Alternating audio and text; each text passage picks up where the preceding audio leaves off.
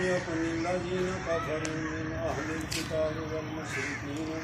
منفكين حتى يوما بينا رسول من الله يتلو صحفا مطهرا فيها كتب وقيما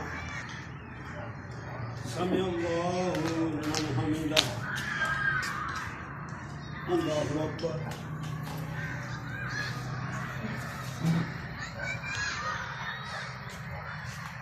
الله أكبر الله أكبر